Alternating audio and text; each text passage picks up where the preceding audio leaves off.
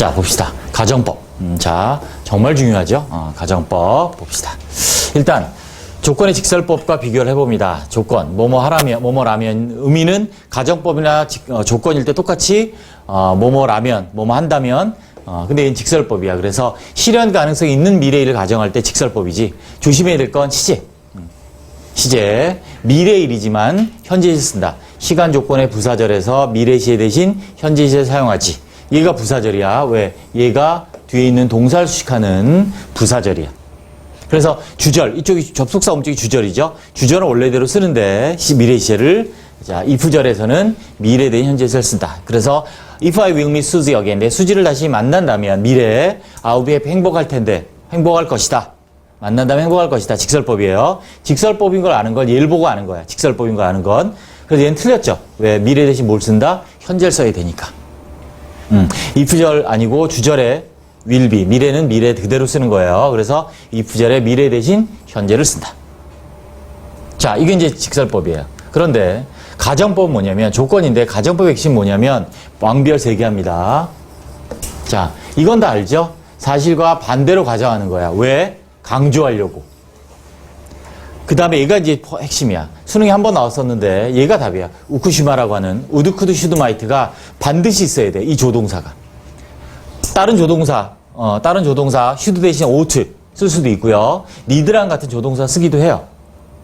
하지만 일반적으로 쓰는 이 우드쿠드 슈드마이트가 있어야 가정법이야. 3가지. 사실의 반대다. 왜? 강조하려고 하는 거다. 3번째, 가정법에 조동사가 있다. 이게 제일 중요해. 기억. 우드쿠드 슈드마이트. 그래서 가정법은 현재 사실의 반대가 있고 과거 사실의 반대가 있고 또 뭐가 있냐면 실현 가능성 없는 미래. 실현 가능성이 있으면 직설법이야. 실현 가능성이 없는 미래를 가정하는 게 가정법 미래예요. 자, 그래서 기본 형태가 이렇게 되고, 자, 현재 사실 반대할 때 가정법 과거라고 하는 이유는 동사를 과거 동사나 비동사는 were를 쓰죠. 나중에 가정법하고 따로 자세히 할 거야. 자, 가정법 과거 사실의 반대인데 가정법 과거 완료라고 하는 건 동사를 과거 완료로 쓰기 때문에 그런 거야. 그런데 조심해야 될 게 이 부분이야. would, could, should, might 동사 원형, would, could, should, might, have, pp. 현재 반대일 때, 과거 반대일 때. 그래서 if I met Susie, 수지를 다시 만난다면 행복할 텐데 will be는 행복할 것이다. 직설법. 만나지 못하는 거지 지금. 또 내가 만났다면 과거에 나는 행복했을 텐데 못 만난 거야. 현재 반대 과거 반대 됐죠? 자, 실현 가능성이 없는 미래야. 자, 이게 포인트입니다. 얘는 should 원형이나 were to 부정사를 쓴다. 여기도 조동사 플러 원형 그대로야. would, could, should, might 동사 원형. 근데 앞에 if절은 가정법 미래일 땐 should 동사, 이 r이 루트죠. 원형이란 뜻이고 아니면 were to 부정사 쓰면 실현 가능성이 없는 미래야. 그래서 내가 수지를 다시 만나게 된다면 가능성이 없어요. 나는 행복할 텐데. 그죠? 미래야. 자, 얘는 만난다면 행복할 텐데. 얘는 실현 가능성이 없는 미래니까 만나게 된다면 미래에 행복할 텐데 이렇게 다른다고. 그래서 문법책에 보면 were to를 쓰면 뭐 실현 가능성이 전혀 없는 경우, should를 쓰면 뭐 실현 가능성이 매우 낮은 경우 이렇게 돼 있는데 그건 중요하지 않아. 그런 건 시험에 안 나와. 실현 가능성이 제로냐, 희박하냐 이런 구분 안 해도 되고, 아무튼 실현 가능성이 다 없다라고 생각을 하면 돼. 이건 또 나중에 5분구에서 가정법 미래 따로 또 자세히 하겠습니다. 자, 기억합니다. 많은 문법책에서 많은 설명에서 이 가정법 현재라는 말이 굉장히 많이 나오는데 아니야. 그런 거 없어요. 조건을 의미하는 직설법 미래야. 조건의 부사절. 아까 했던 맨 앞에 했던 거 이거. 주어, 그 다음에 현재 시제의 동사. 이건 직설법이라고. 주어 다음에 will, 동사 원형. 이건 직설법이야. 가정법 현재라는 거 없어. 즉, 왜 그러냐. 가정법이라는 것은 일어난 거 혹은 일어나고 있는 사실. 그지? 아니면 실현 가능성이 없는 사실. 이거를 반대로 얘기하는 게 가정법이야. 근데 일어날 수도 있는 걸 얘기하는 건 가정법이 아니라 그냥 조건의 부사절이란 얘기야. 이해됐죠? 그래서 일어난, 지금 현재 반대, 일어나고 있는 현재 반대, 아니면 이제 과거 반대, 일어나고 있는 현재 반대, 앞으로 실현 가능성이 없는 사실, 미래 반대, 이때만 가정법이 있는 거야. 그래서 가정법 과거 완료, 가정법 과거, 가정법 미래가 있지, 현재는 없다. 이렇게 정리하면 됩니다. 됐습니다.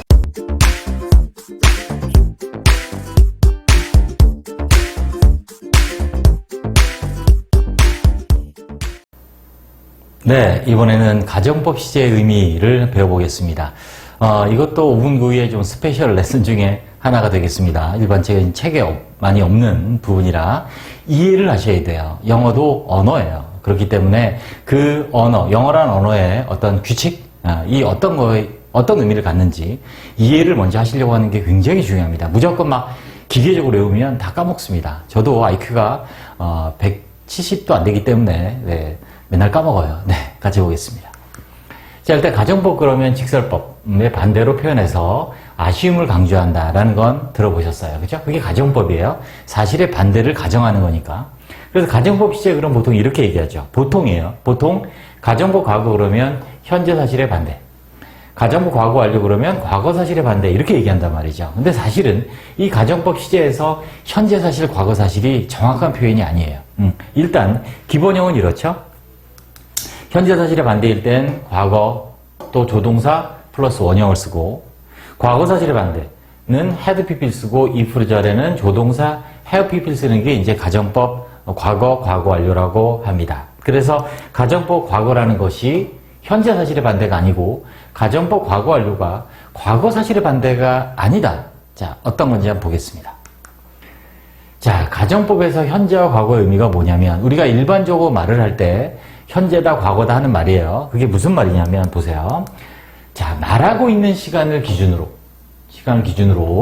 자, 말하고 있는 시간과 동일한 시간의 사실이면 우리가 보통 현재 사실의 반대라고 하는 거예요. 이게 포인트예요. 말하고 있는 시간과 동일한 시간의 사실. 같은 시제라는 얘기예요. 그리고 말하고 있는 시간보다 이전 시의 사실.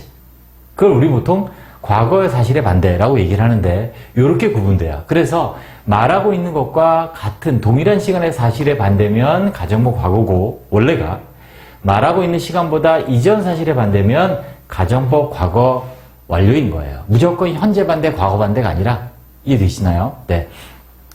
무조건 현재 반대, 과거 반대가 아니라 말하는 시간과 동일한 시간의 사실의 반대는 가정법 과거. 말하는 시간보다 이전 사실의 반대면 가정법 과거 완료. 이렇게 되는 거야. 그래서 우리가 직접화법을 간접화법으로 바꿀 때 이게 굉장히 중요한데, 우리 가정법 동사 시제가 변하지 않아요. 우리가 뒤에 나오겠지만 직접화법, 간접화법 바꾸면 시제에 따라서 주절의 동사 시제에 따라서 일반적으로 종속절의 시제를 바꾸는데 가정법이 있으면 시제를 바꾸지 않거든요. 자, 다 정리해 보겠습니다. 자, 보세요. 외우지 마시고 이해하세요. 자, 보세요. 가정법 과거는 현재 반대가 아니라 뭐라고요? 이걸 기억하시라고요. 말하고 있는 시간의 사실, 말하고 있는 시간의 사실의 반대다. 즉, 말하는 시간이 현재예요. 보시면 He says to me, if I were a bird, I could fly to you 이렇게 썼는데, 얘를 직접화법에 간접화법 바꿔도 그대로 써요. were a bird, could fly to you 그대로 쓴다고요. 자, 그대로 쓰는 이유가 뭐다? 자, 앞에 있는 tells와 같은 시제 반대이기 때문에 그래요. tells와 같은 시제 반대. 그래서 직설법을 바꾸면 이렇게 현재로 바뀌어요. 자, 그런데 밑에 보세요. 말한 시간이 과거예요. said to me예요. 그래서 가정법을 썼어요. were, could fly. 그러면 얘가 원래 다른 가정법이 아니라면 과거 동사이기 때문에 앞에가 told가 과거이기 때문에 were가 아니라 had pp로 바뀌는데, 이 가정법이 있을 때는 간접법으로 바뀌어도 그대로 쓴다고요. 그대로 쓴다고. 요걸 기억해 두시고 보세요. 과거죠. 과거 사실의 반대. 같은 시제 반대라서 was not이고 could not fly예요. 어렵습니다. 처음 들어보시는 걸 거예요. 네, 어려워요. 근데 이해하려고 노력을 하시고 이 강의를 2번, 3번 반복해서 이해하시면 너무 좋겠어요. 그래서 과거, 같은 시제 반대라는 얘기죠. 이렇게. 같은 시제 반대는 직설법으로 바꾸면 얘는 현재, 얘는 과거가 되는 거예요. 무조건 현재 사실의 반대가 아니라 앞에 있는 동사와 같은 시제 반대라는 거죠. 뭐가? 가정법 과거가. 네. 똑같아요. 자, 말하는 시간 현재예요. 근데 여기 가정법 과거 완료 썼죠? 그래서 현재잖아요, 다. 그래서 직설법으로 간접화법으로 바꿔도 간접화법으로 바꿔도 그대로 가는데 보세요. 이전 시제 반대니까 was not, could not fly가 되는 거예요. 가정법 과거 완료는 과거 사실의 반대가 아니라 뭐라고요? 말하고 있는 시간보다 이전 사실의 반대라고요. 자, 여기 볼까요? 과거예요. said to me, told예요. 자, had PP 썼어요.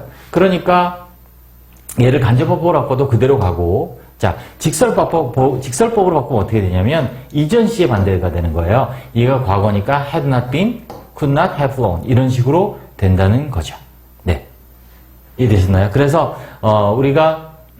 그래서 과거이기 때문에 이전 사실의 반대를 나타낸다. 정리하면 간단히 이렇게 이해하시면 돼요. 가정법 과거는 현재 사실의 반대가 아니라 문장의 동사와 같은 시의 반대. 가정법 과거 관련은 문장의 동사보다 이전 시의 반대. 이렇게 이해하시면 됩니다. 네, 수고하셨습니다.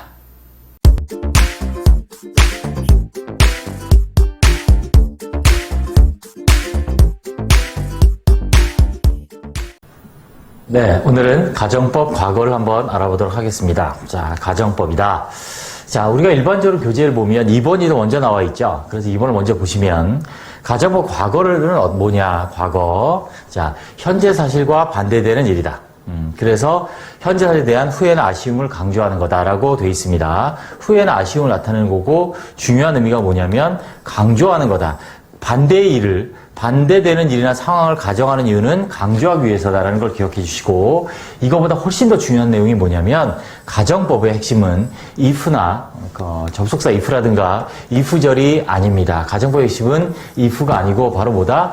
반드시 조동사 would, could, should, might, 우쿠시마라고 하는 이 조동사가 있다. 주절에 사실은 if절에 쓸 수 있습니다. 이따른 사실을 꼭 기억하시기 바랍니다. 자, 가정법의 핵심은 조동사라는 걸 기억하시면서 현재 사실의 반대인 가정법 과거를 한번 알아보겠습니다.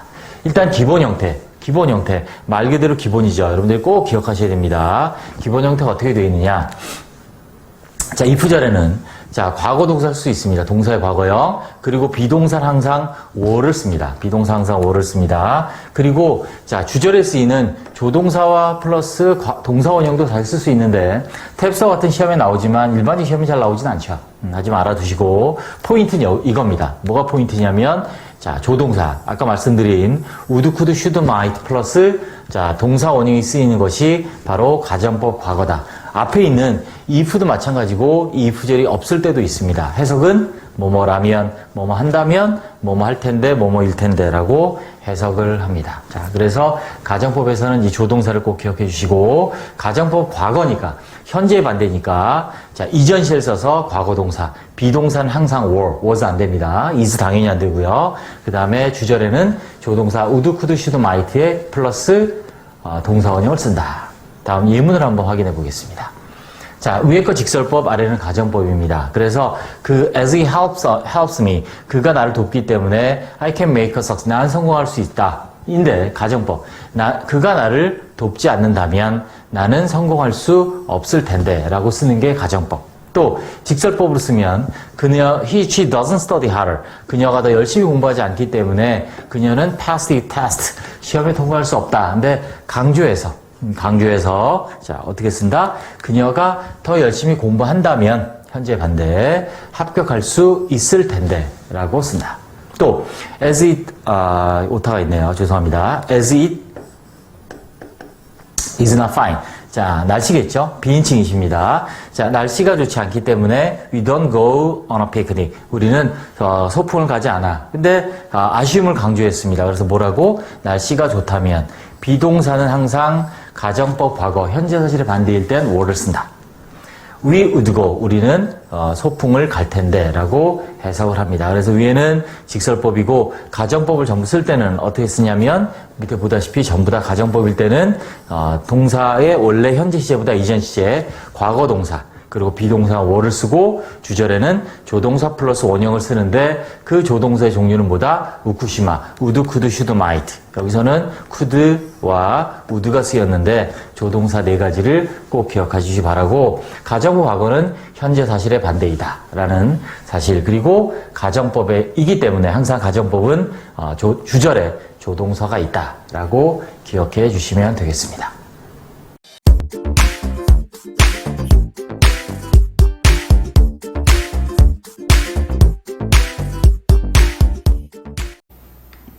네, 이번엔 가정법 조동사의 해석을 같이 배워보도록 하겠습니다. 우리가 영어에서 조동사의 역할은 아주 중요합니다. 동사를 돕는다 해서 조동사이지만 실질적으로 시제를 바꾸고 태를 바꾸고 정확한 의미를 전달하는 데 있어서 중요한 역할을 하고요. 특히 가정법의 핵심은 조동사입니다. 자, if가 없을 수도 있고요. if 절이 없을 수도 있어요. 하지만 가정법에는 다음과 같은 조동사가 반드시 있어야 합니다. 그게 바로 뭐냐면 우리가 보통 얘기하는 우쿠슈마죠. would, could, should, might 이의 네 가지입니다. 이 가정법의 조동사는 필수입니다. 주절에 쓰이고요. if절에 쓸 수도 있을 정도로 중요한 조동사입니다. 각 조동사의 의미를 한번 오늘 정리해 보도록 하겠습니다. 자, 먼저 가정법 과거, 현재 사실의 반대. 저는 이제 가정법 과거라는 말보다는 현재 사실의 반대, 과거 사실의 반대 이렇게 제가 기억을 하라고 얘기를 많이 하죠. 자, 지금 보시면 일반적으로는 이렇게 써요. 자, if절에는 과거 동사나 were를 쓰고요. 비동사는. 주절에는 조동사 동사 원형을 씁니다. 그리고 예외적으로 탭스 같은 시험에 보면 if절에 이렇게 조동사 동사 원형을 쓰기도 해요. 이것도 가능합니다. 또한 가끔 물어보는데 if절에 선생님 were 말고 was 쓴 것도 있는데요. 자, 우리는 수업 영어를 하고 있고요. 원칙을 배우는 거예요. 자꾸 원어민들이 마음대로 막 쓴 그런 것들을 보고 여기 썼는데요 라고 질문하지 마시고 원칙을 정확히 아시고 원칙대로 공부를 하시면 돼요. 자, 그래서 아무튼 참고로 if절에 조동사 동사 원형이 나올 수도 있다라는 거 참고 알아두시고, 자, 이렇게 여기 조동사가 이렇게 쓰인다는 거죠. 자, 이렇게 if절에 조동사 플러 동사 원형을 쓸 수 있을 정도로 조동사는 중요합니다. 또 이쪽 주절에 과거 동사나 were를 쓰는 건 안 돼요. 반드시 조동사가 있어야 돼요. 가정법엔. 그래서 가정법은 이쪽이 중요합니다. if절은 생략할 수 있거든요. 그래서 어떻게 되냐, 의미가 would, might는 그냥 의도, 뭐뭐일 텐데, 뭐뭐 할 텐데, could는 이제 가능의 의미가 있죠.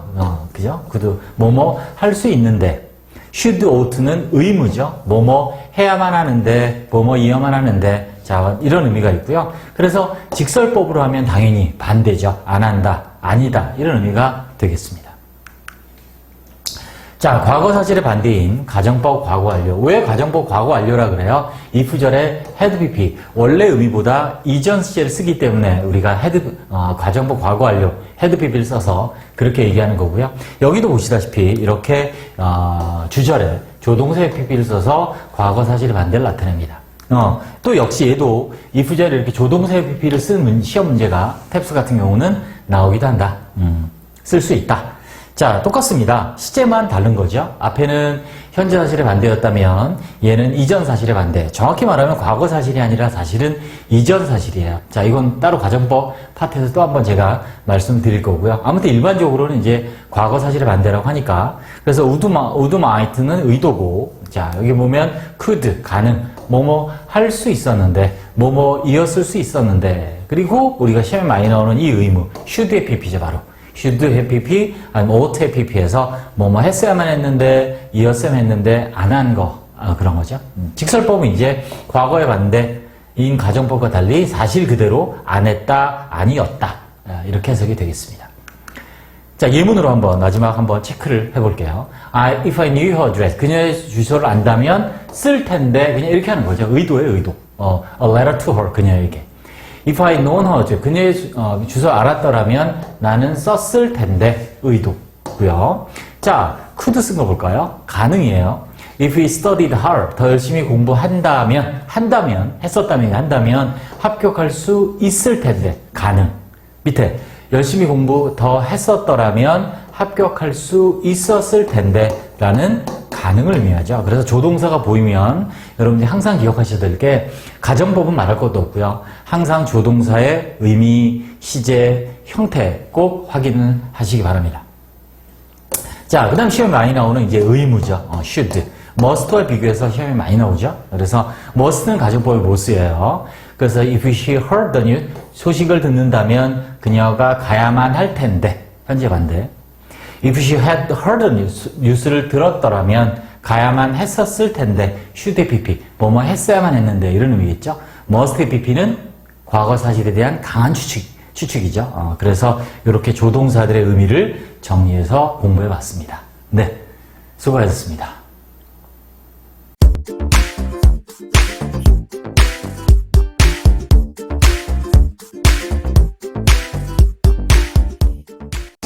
자, 조건의 접속사. 자, 가장 대표적인 건 당연히 뭐냐면 절대적으로 if죠. 뭐뭐라면. 자, 그런데 보세요. 자, 아까 했어. supposed 아니라고. suppose, supposing, provided, providing. 그죠? supposed 아니에요. suppose, supposing, provided, providing 이렇게 하면 돼요. 자, 그런데 얘는 조심해야 될 게 suppose, supposing은 직설법, 가정법이 다 돼. if랑 같이. 얘네들이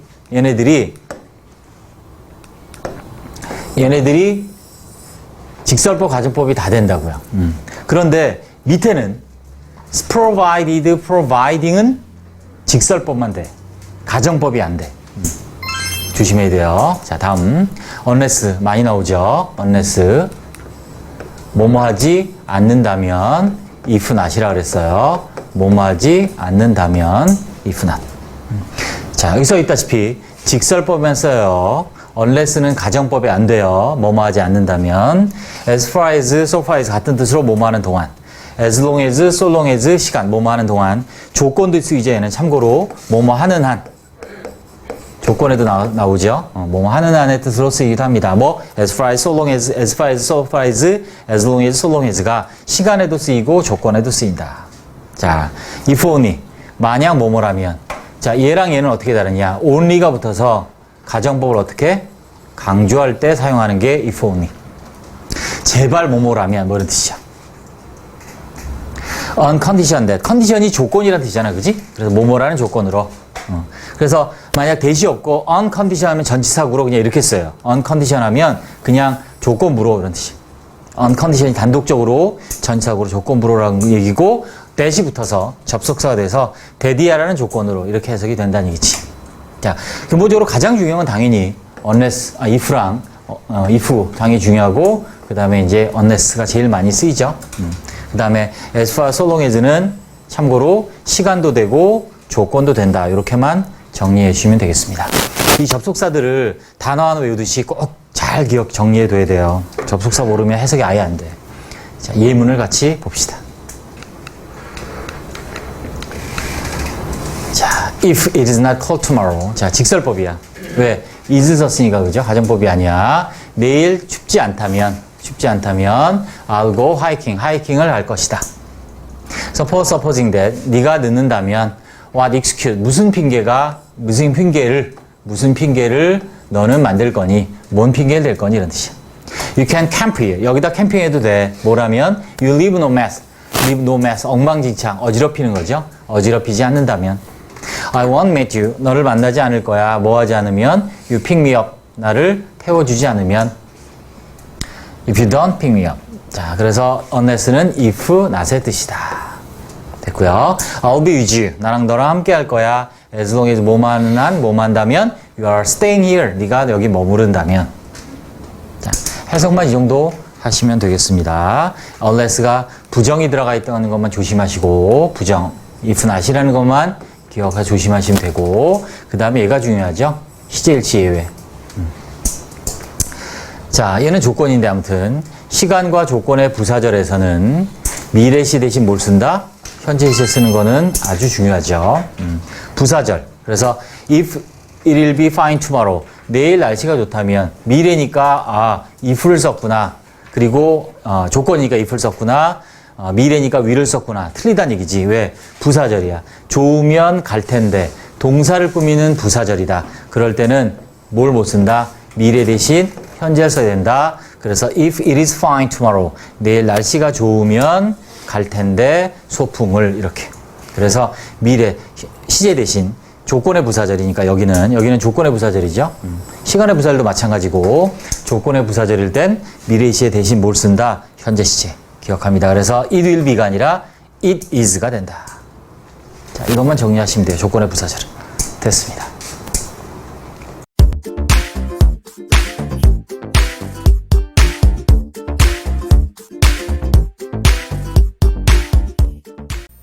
네, 이번에는 의문사의 종류와 역할에 대해서 한번 정리해 보도록 하겠습니다.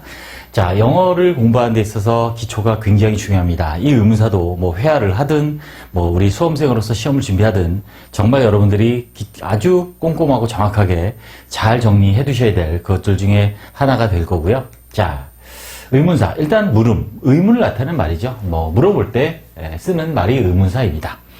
역할은 우리가 이제 보통 의문문이라고 하죠. 근데 제가 이제 이 간접음이라는 용어가 있기 때문에 구별을 해주기 위해서 직접이란 말을 가로로 붙였는데 일반적으로 그냥 의문문이라고 합니다. 그래서 의문부, 퀘스천 마크로 의문을 직접 표현하는 문장. 즉 물어볼 때, 그때 의문사를 쓰죠. 또 간접음이라고 해서 이 의문사가 이끄는 의문문이 독립적인 의문문이 아니라 문장의 일부가 돼요. 그래서 종속절이 된다고 하는데 그 문장의 일부, 종속절이 되는 경우를 우리는 간접 의문이라고 합니다. 종속절 중에 이제 명사절, 우리가 뒤에 가서 다 할 겁니다. 자, 그래서 명사절의 역할을 합니다. 간접 의문. 자, 의문사가 이끄는 절이 문장의 일부, 즉 종속절이 되면 명사절의 역할을 한다. 즉 명사인 절, 이렇게 이해하시면 돼요. 자, 세 가지가 있습니다. 우리가 보통은 그냥 의문대명사, 의문부사 이렇게 두 가지로 여러분이 공부를 했을 텐데 의문 형용사도 같이 알아두시기 바랍니다. 자, 의문대명사 말 그대로 물음을 나타내는, 의문을 나타내는 대명사이고요. 의문 형용사는 의문을 나타내는 형용사예요. 그런데 독립적으로 의문 형용사 따로 있는 게 아니라 의문 대명사가 명사를 수식하면 이제 형용사 역할을 하는 거죠. 자, 여러분 대명사 자체가 명사 수식할 수 있어요. 의문 대명사뿐만이 아니라 대명사가 명사 앞에서 명사 수식할 수 있습니다. 그래서 그때 쓰이면 형용사가 되는 거고요. 의문 부사입니다. 의문을 의미하는 부사가 됩니다. 자, 우리 여러분들 기본적으로 팔품사를 잘 정리해야 되는 게 이런 것들이에요. 계속 나오거든요. 네, 아무튼 자, 의문 대명사, 의문 형용사, 의문 부사 어떤 것들이 있는지 같이 한번 보겠습니다. 자, 이렇게 표를 정리를 했습니다. 자, 깔끔하게. 자, 보시면 의문 대명사죠. 자, 그래서 사람, 사물, 또 선택인 걸로 나눌 수 있고요. 사람일 때 여러분들이 알다시피 자, 누가 누구를 이렇게 해서 주격, 목적격이라고 하죠. 그래서 대명사는 격이 있어요. 격, 주격, 목적격 이거죠. 그 다음에 사물, what은 사물을 나타내죠. 그래서 무엇이 무엇을, 주격, 목적 형태가 똑같아요. 그리고 자, 위치는 자, 조심해야 될 게 사물이 아니라 사람이건 사물이건 선택, 물어볼 때 어느 거냐라는 물어볼 때 선택을 할 때 쓰는 의문대명사가 위치가 됩니다. 자, 이 의문대명사가 뒤에 있는 명사를 수식하게 되면 의문형용사가 돼요. 자, 사람, 우리가 보통 자, 의문대명사의 소유격이라고 해도 돼요. 같은 겁니다. 우리가 대명사의 소유격이 바로 형용사 역할을 하는 거거든요. 그러니까 의문대명사의 소유격도 형용사 역할을 한다. 이렇게 이해하시면 돼요. 그래서 사람일 때 whose, 누구의죠. 사물, 무슨 명사. 그래서 what 뒤에 이 뒤에 whose, what, which, 또 어느 사람, 어느 사물 이렇게 되겠죠. 이 뒤에 뭐가 와요? 이렇게 명사가 온다고요. 이렇게 명사가 와서 이제 의문, 형용사 역할을 하는 거죠. 자, 그 다음에 의문 부사입니다. 부사. 동사를 수식하는 게 주로 동사를 수식하는 게 부사고, 자, 시간, 장소, 방법, 이유. when, where, how, why. 이게 바로 의문 부사예요. 그래서 언제, 어디서, 어떻게, 왜 라는 의미를 갖는 부사들이죠. 여러분이 좀 혼동하시면 안 될 게 뭐냐면 관계대명사, 관계형용사, 관계부사와 혼동하시면 안 됩니다. 뒤에 따로 또 이제 비교해서 제가 정리를 5분 9위로 해 놓겠지만, 자, 의문을 나타내는 말은 묻는 말이에요. 묻는 말. 그리고 관계대명사, 관계형용사, 관계부사라는 건 그냥 문장을 연결해, 두 개의 문장을 하나로 연결해주는 역할을 하는 것이 바로 관계사들입니다. 됐죠? 자, 그래서 일단 우리가 의문대명사, 주격, 목적격. 여기 보다시피 누가 누구를, 주격, 목적격, 무엇이 무엇을, 주격, 목적격. 어느 사람이 어느 것이 을을. 그러면 주격, 목적격. 이렇게 되는 거고, 의문형용사는 사람인 경우, 사람은 소유가 있으니까 소유격이 있죠? 사물은 소유격이 없어요. 물론 사물도 사람처럼 이렇게 소유격으로 쓰기도 하지만 원칙으로 일반적으로는 사람만이 소유격이 있어서 whose가 따로 있다라고 보시면 되겠습니다. 네, 그래서 의문사 종류는 세 가지, 의문대명사, 형용사, 부사. 네, 됐습니다.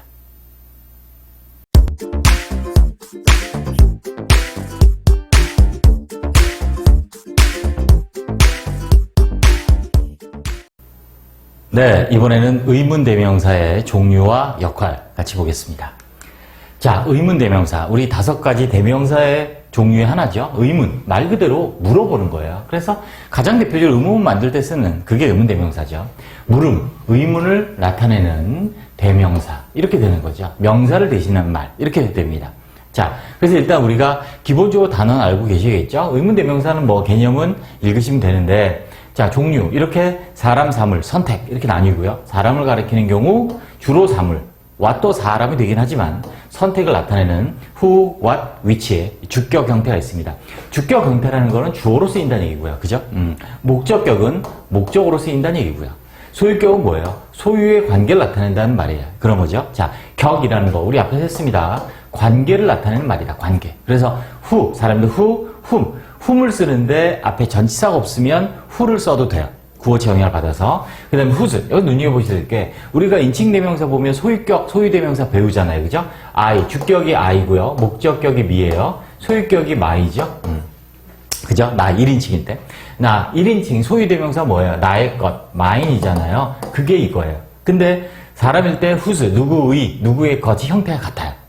whose, 누구의. 그러면 소유격은 뒤에 플러스 명사고죠. 뒤에 하겠지만. 그래서 이런 형태가 됩니다. 즉 형용사 역할이에요. 네, 됐고요.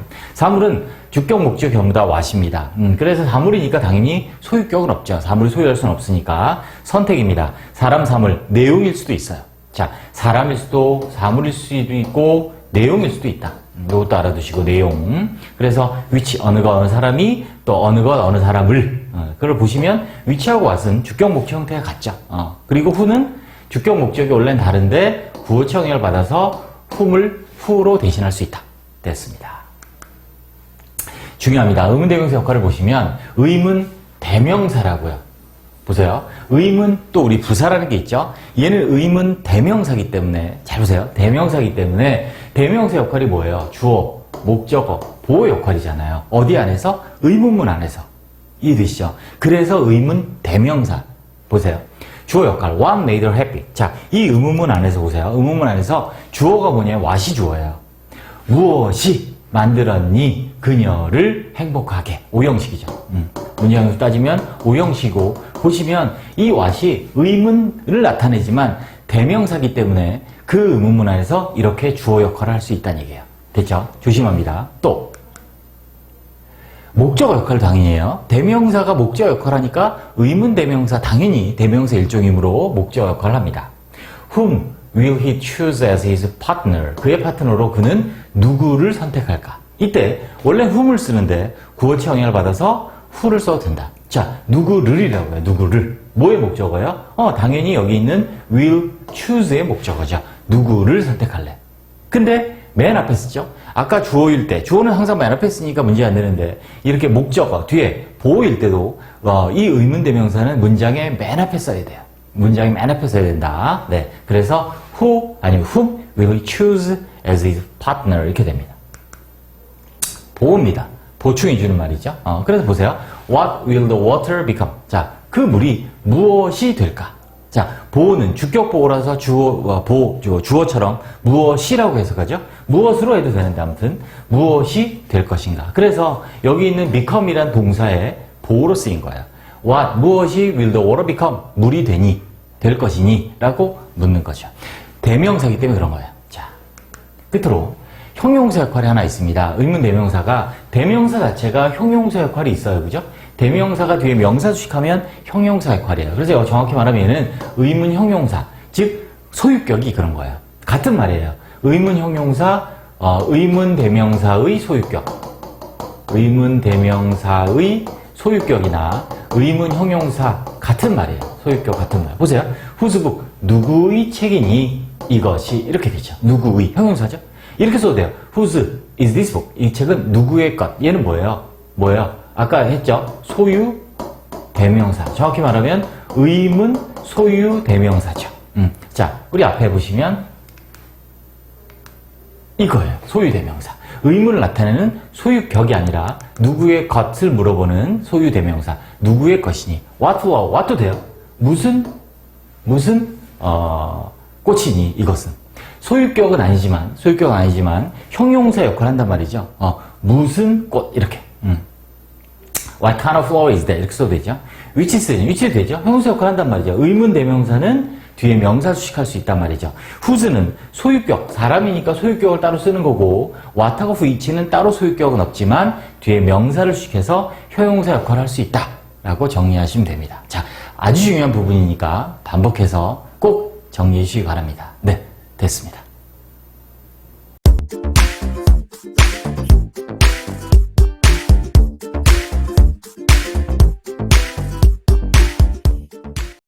네, 이번에는 의문 부사의 종류와 역할을 보겠습니다. 네.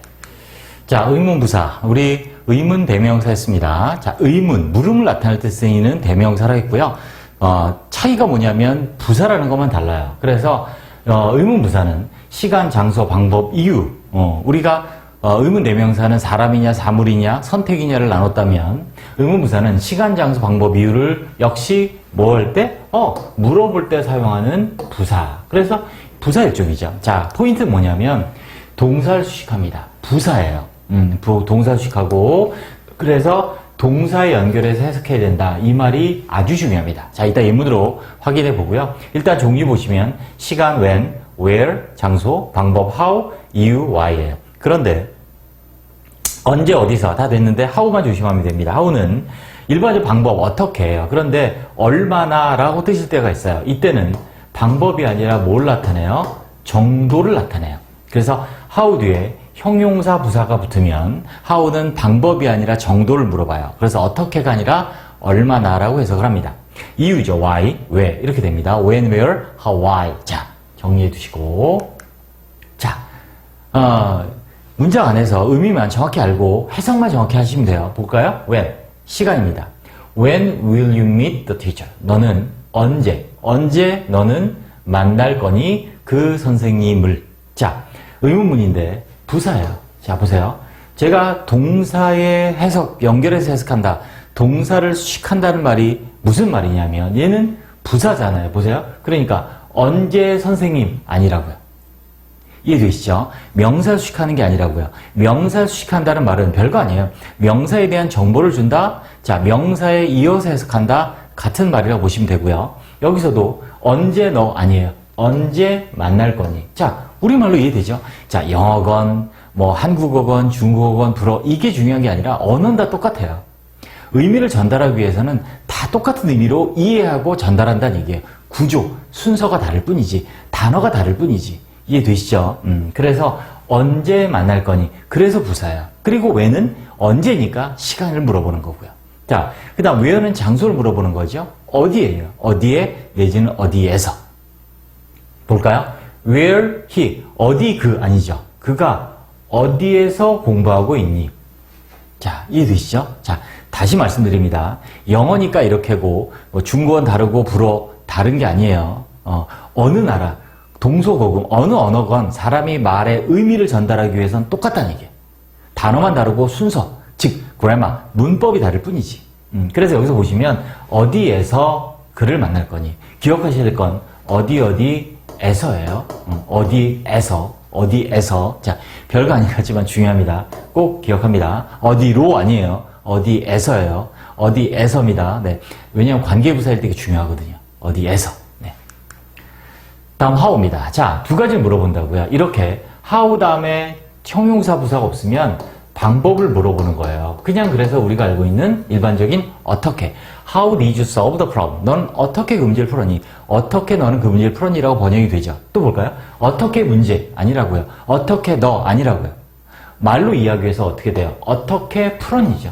자, 이제 이해되시죠? 아, 이래서 의문 부사구나. 이해하시란 얘기예요. 자, 그런데 얘는 정도라고요. 어떨 때 how 뒤에 뭐가 왔을 때 이렇게 형용사나 부사가 붙으면 여긴 부사 같네요. 얼마나 빨리죠. 됐죠? 그래서 이럴 경우에 이때 how는 정도를 나타내서 어떻게가 아니라 얼마나 정도를 물어본다. 얼마나 빨리 did you solve 문제를 풀었니? 똑같아요. 근데 얘는 또 얼마나 빨리 문제 아니죠? 얼마나 빨리 너 아니에요? 얼마나 빨리 풀었니? 자, 요거 잘 보시기 바랍니다. Why? 이유죠. 왜요? 왜 do we have to go there? 왜 우리가 거기 가야만 하니? 왜 거기 아니죠? 왜 가야만 하니? have to go. 동사일 뿐이죠. 자, 의문부사 이렇게 정리하시면 됩니다. 네, 수고하셨습니다.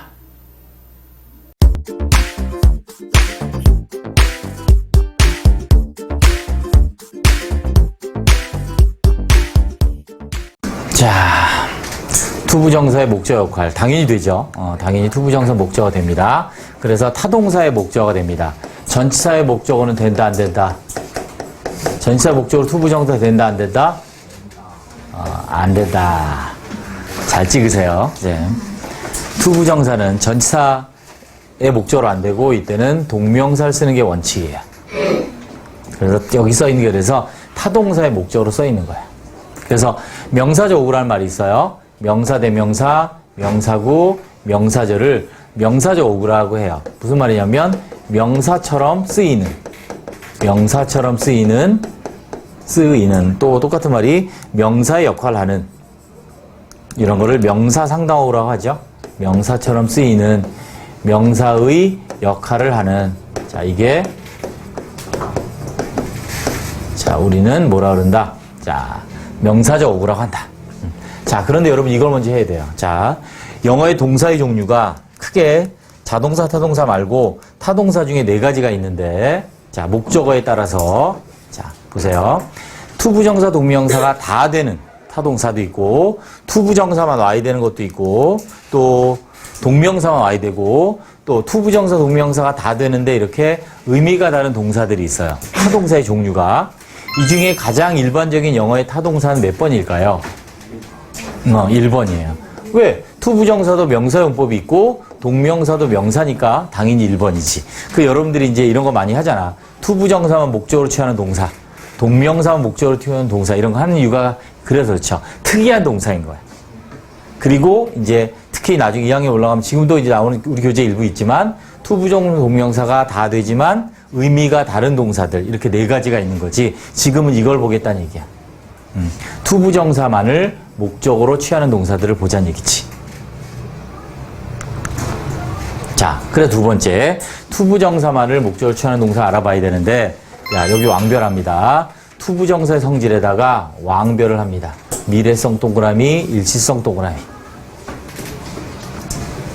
투부정사의 성질 자체가 얘가 방향, 앞으로 방향을 나타내는 전치사 투에서 만들어진 애기 때문에 미래 의미를 가져요. 그럼 미래는 왜 일시일까? 동명사는 반대야. 과거고 지속이에요. 왜 그럴까? 자, 우리가 여기까지 살아왔잖아. 그지? 그럼 여러분이 오늘 여기 모여 있는 거는 그동안 태어나서 별로 쭉 살아왔으니까 여기 있는 거잖아. 그지? 여러분은 몇 년? 14년? 나는 29년? 이렇게. 그래, 69년 살았다. 69년. 그래. 그래서 현재까지 쭉 살아왔으니까 계속 지속인 거지. 미래는 이 중에 누가 제일 오래 살까? 물론 나겠지. 아무도 모른다는 얘기지.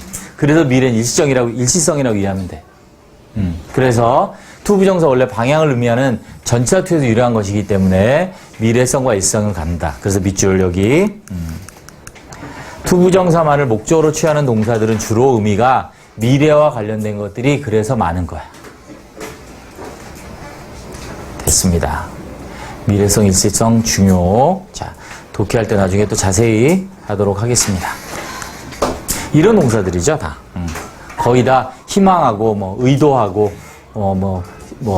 필요로 하고 등등. 자, 일반적으로 이렇게. 자, 여기 보시면, 원했다, sell his old car. 그죠? 그의 오래된 차를 앞으로 파는 걸 원하는 거고, 약속했죠? 앞으로 늦지 않을 것을 약속하는 거고, my mom decided. 결정했죠? to go to the Central Park. 중앙공원에 가기로 결정한 거지, 이렇게. 그래서 주로 미래야. 자, 그런데 여기 하나 더. 일시성이라고 그랬습니다. 일시성. 그러면, 자, 마지막 문제를 볼까? My mom decided to go to the Central Park. 이렇게 나와 있는데, 엄마가 중앙공원에 가기로 결성했어요. 실제로 갔을까, 안 갔을까? 몰라요. 그렇지. 절대 안 가? 그지, 바뀔 수 있는 거야. 그치? 그게 투부정사야. 그게 일시성이야. 그지? 그죠? 동명사하고도 쭉 이어온 거지만 투부정사가 일성인 건 그래서 그렇다 얘기입니다. 됐습니다.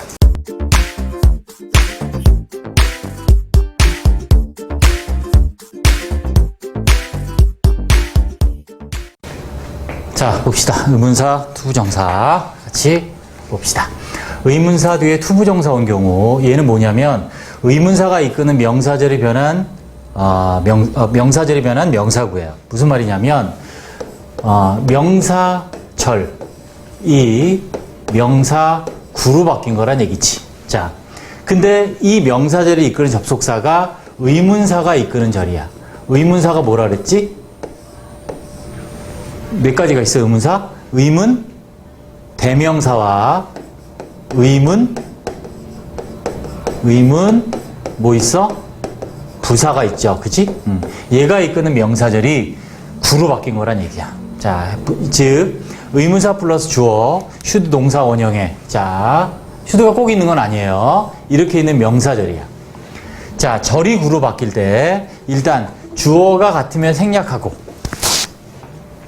뭐와 같으면 여기서처럼 I don't know what I should do에서 이 I가 여기 있는 I랑 같으니까 생략할 수 있는 거지. 그 다음에 should 플러스 동사 원형이 이렇게 있을 때 이 동사 원형이 뭐로 바뀌었냐면 의문사 뒤에는 구로 바뀔 때 to 부정사로 바뀌어요. 이게 중요합니다. 자, 이게 중요합니다. 그래서 I don't know what I should가 I don't know what to do가 되는 거야.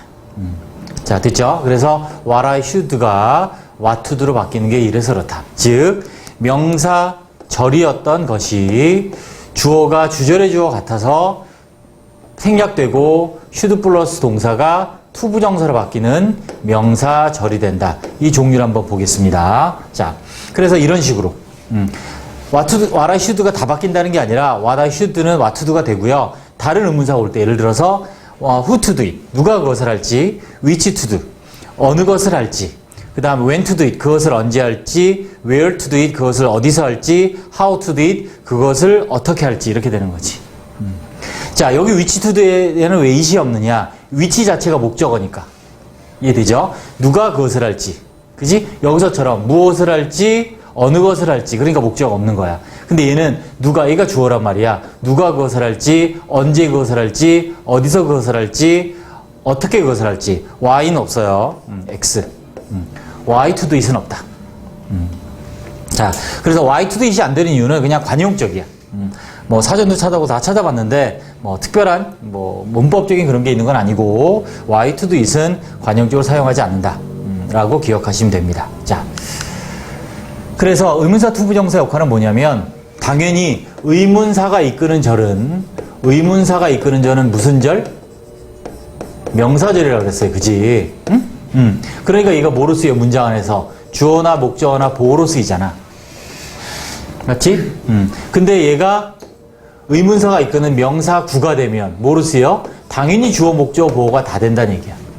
당연히, 그지? 명사구니까. 그런데 그 중에서 주로 목적어로 쓰여요. 주로.